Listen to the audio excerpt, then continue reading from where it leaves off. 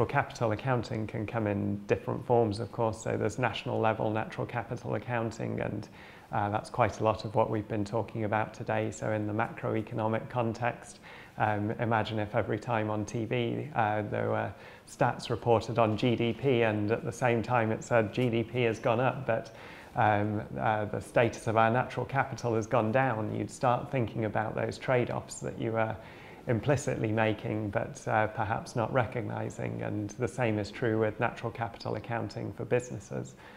So understanding your asset base is, I think, critical.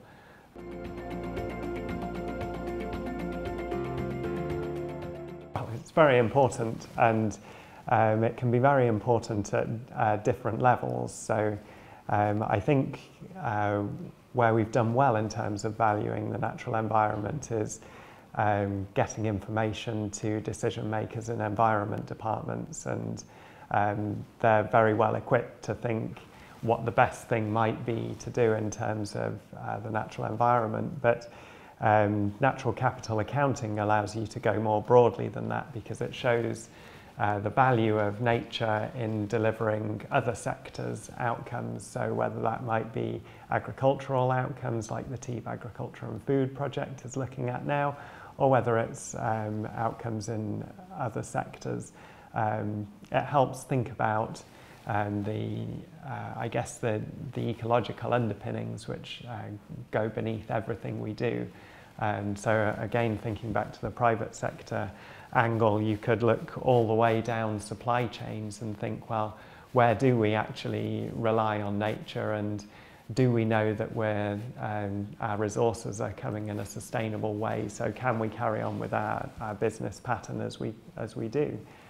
So it helps answer those questions.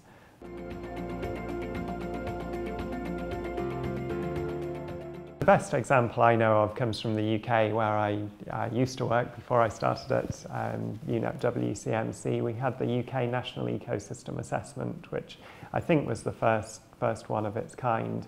And that looked at different scenarios around the valuation of ecosystem services. So it looked forward 50 years and said, well, what if we focus only on market values coming from ecosystems? What if we put nature to work and focus on the ecosystem service benefits? Or what if we just go with the flow and have a business as usual scenario?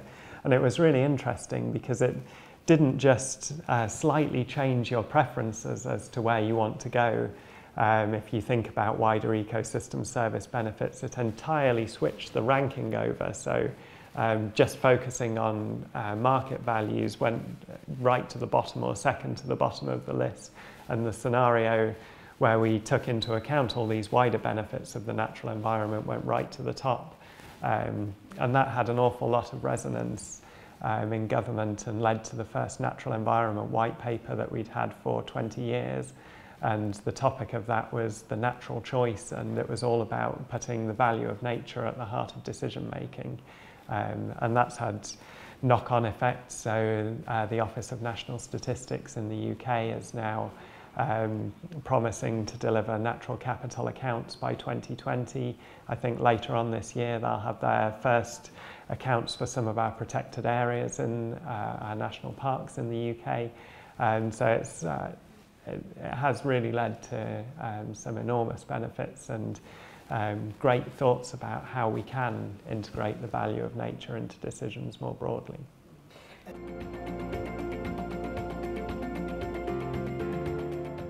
Yeah, so there are lots of different ways. I mean, there's a traditional list of instruments, I suppose. So you've got fiscal measures, and that could be adjustments in the tax system. It could be the introduction of markets, like there's the carbon trading market. You could imagine a similar market around biodiversity offsets, for example, or other ecosystem markets, payments for ecosystem services. But there's also regulatory angles as well. So you could have limits on where you want economic activity to take place, I suppose, some land use zoning and land use planning. There are all sorts of different mechanisms, so there's probably something to suit every scenario, and some of it could just be providing information, because a lot of thinking about the value of nature comes down to the science and understanding how that does feed into, say, your production function as a business.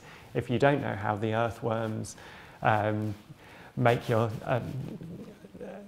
soil better, then you won't know that you want to protect biodiversity, and you won't know how that feeds through into making your production process more resilient, I guess.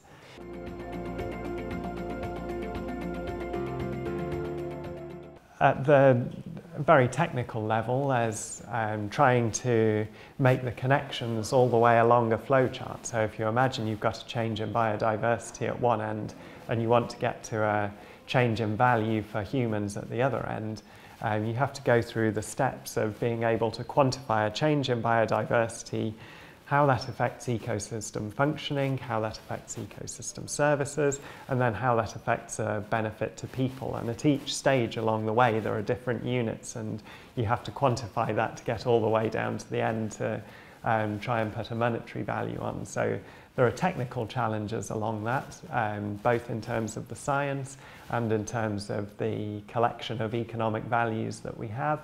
But then there's also issues around whether people are comfortable with putting economic values on the natural environment, and sometimes that people are comfortable, sometimes people aren't. There are lots of different arguments for why we should protect nature, and economic value is just one of those, and it works for some decision makers, it doesn't work for others. So I think we have to think about who we're discussing the value of nature with, and understand where they're coming from as well. And it might be that the economic narrative isn't for them, and we should be talking about the benefits perhaps in biophysical terms, or speaking about the kind of wider ethical values which we associate with protecting nature as well.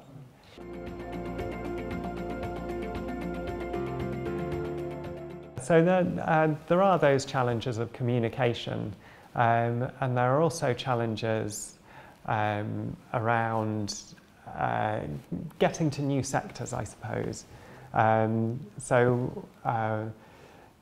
One challenge I have seen in the past is where you have competing objectives of perhaps different ministries and governments, and working in silos, as you tend to do in different ministries, you tend to put an awful lot of weight on your own objectives.